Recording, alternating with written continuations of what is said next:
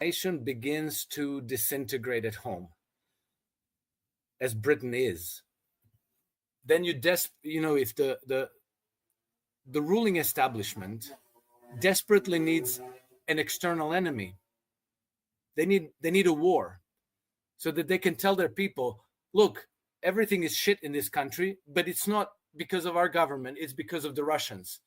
Look, we have to fight them because otherwise they're going to come here and they're going to destroy our country and, completely destroy our way of life. And so, if you have the external enemy, then you can get a war going and you can completely shift people's attention from everything that's going wrong in Britain and blame everything on the Russians. What Alex is saying here cuts to the heart of how empires manage decline. When domestic institutions start to fracture, the oldest trick in the book is to point to a foreign threat. We've seen this throughout history, from the late Roman Empire to 20th century fascist regimes. Today, instead of fixing what's broken at home, be it healthcare, pensions, or public trust, leaders are scapegoating Russia. It's a dangerous sleight of hand, and the public often doesn't realize they're being played until it's far too late. Healthcare system is falling apart. That's because, we are under attack. Your pension is gone. Well, blame the Russians. There's no food in the shops. Well, we have to feed the boys on the front lines, blah, blah, blah. It's always the same thing, actually. Since the Roman times, whenever Rome was in trouble, they would yell barbarians at the gate. And then what they do? They send all the fighting age males to war. And they deliberately let them be decimated. Because the fighting age males are your biggest risk. That's the revolutionary force. That's a chilling but historically accurate point. Young men are often the engine of uprisings, and sending them to die in foreign wars has long been a way for elites to neutralize dissent. It's not just strategy, it's self-preservation masquerading as patriotism. So if they're focused on your government, that's big danger. But if you divert their attention to a foreign enemy, then you send them there, make sure that most of them get slaughtered, and then you've preserved yourself in power. So I think that this is the reason why the Russians are probably never going to attack the British, not overtly. So what I understand from, sketchy sources, but, I'm told that, whenever the British do something to attack the Russians, to orchestrate sabotage or terrorist attacks, the Russians respond by targeting their SAS forces somewhere in the world. And they inflict a mass slaughter of them, but it all stays under the radar because, very often these SAS forces are deployed secretly, illicitly. So if they get killed, the British government can't really say, oh, look, our boys all got, the Russians killed our boys. Because then the next question is, well, what were these boys doing in this part of the world? This raises a critical issue about covert operations and democratic accountability. If soldiers are deployed in secret and casualties are hidden, then the public has no way to ask the right questions or demand accountability for unauthorized conflicts. What does France want from Putin? I think that they want primarily for Putin to stop beating up on Ukraine, because the French and the British, and when it comes to this Western imperial order of things, you always see that in the final analysis, Britain and France act in concert over centuries. It's not just now. The continuity of Anglo-French geopolitical alignment really can't be overstated. Even amid shifting alliances and changing governments, their deep state interests often remain aligned, especially when it comes to maintaining Western influence in Eastern Europe and the Middle East. And I think that, Keir Starmer is a wet noodle. He's no personality, practically, no charisma, no prior relationship with Vladimir Putin either. So I guess it came to Emmanuel Macron to speak with Putin after 3 years. I think that the French and the British are desperate to make sure that the government in Kiev remains aligned with the West, and that they keep the Black Sea coast open, so that Kiev doesn't end up landlocked. So they want to keep Odessa under whatever is remained of Ukraine. And so the French and the British did start deploying troops to Odessa, not very large numbers, but some, because they are very, very anxious to make sure that Odessa and at least part of the Black Sea coast remains under Western control.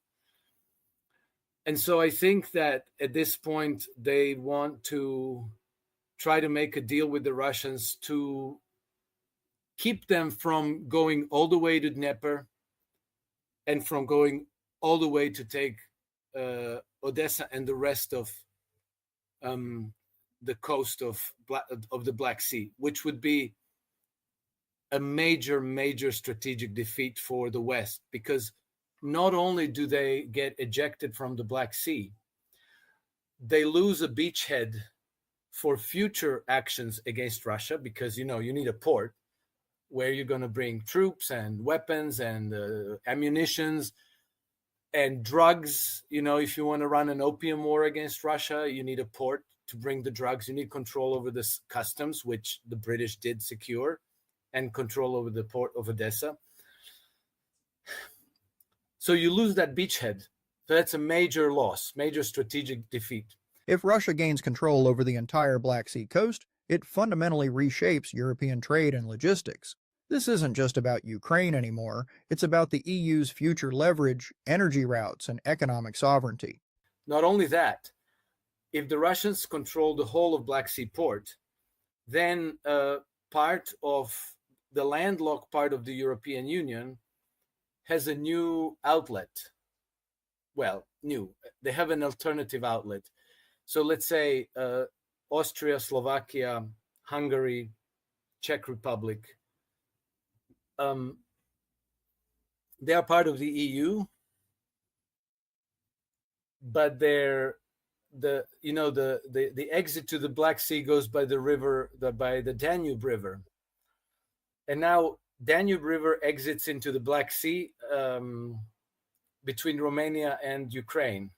So if Russia takes over the whole coast of the Black Sea to Moldova and Ukraine, they can offer an alternative to the Hungarians and to the Czechs and the Slovaks and the Austrians, and to say, look, you're landlocked, but you have the Danube and it comes into the Black Sea, and we can trade. You can become part of our customs union, or you can join the BRICS.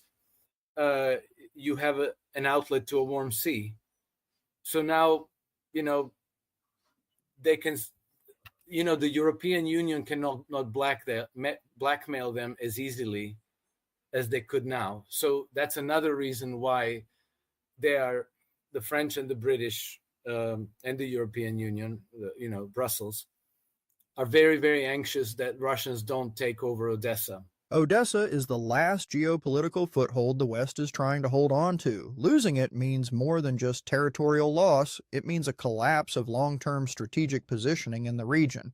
And it's why we're seeing these quiet yet desperate diplomatic overtures. And so I imagine that Macron, seeing now that the Americans have stopped providing weaponry to the Ukrainians, that the Russians are progressing faster and faster against Ukrainian troops, that probably Ukrainian defenses are on the verge of complete collapse, and that at some point during this summer, maybe, the Russians could push relatively quickly all the way to the Dnieper. So that's game over for Project Ukraine, completely. So now what do? You're getting defeated militarily. Now you have to talk to them, and now you have to say, like, please, please, please, please, please, please don't take Odessa from us. Please, let's make a deal. You keep your 4 oblasts. We're going to lift sanctions for you. We're going to lift some sanctions against you. How about that? How's that? I don't know that the Russians care anymore, and I don't know. I think it's far too late for any of this, but we'll see. I imagine that this was the purpose of Macron's call to Vladimir Putin, and I also imagine that Vladimir Putin doesn't care at all, that he doesn't have to give them any concessions whatsoever.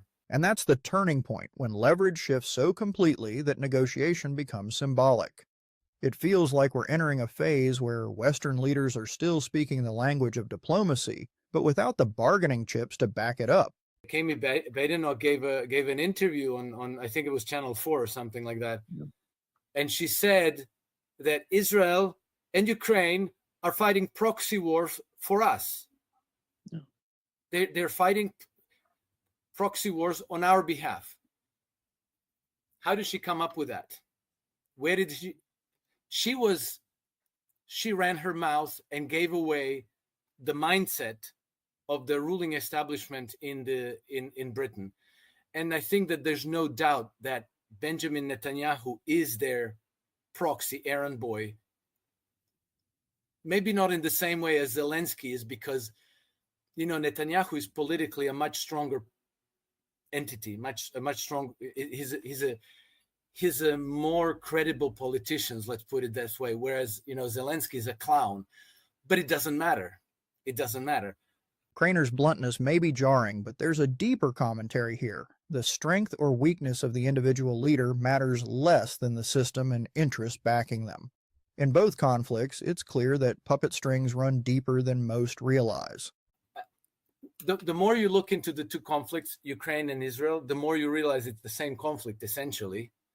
And the more you realize that it's being fought in the same way, more or less. Same dirty tricks, strategies, almost like they're concocted in the same center. And then you realize that the whole Qatar angle as well, and the Hamas in Qatar, that these are. Qatar is a very close ally of Great Britain. Yeah. They even have two air bases in the UK where Qatari pilots and British pilots train together. Their deep state and intelligence services are deeply connected. Benjamin Netanyahu has been lobbying hard to fund Hamas, right? So it all kind of comes together. And then the Israelis support Azerbaijan. They arm Azerbaijan against Armenia.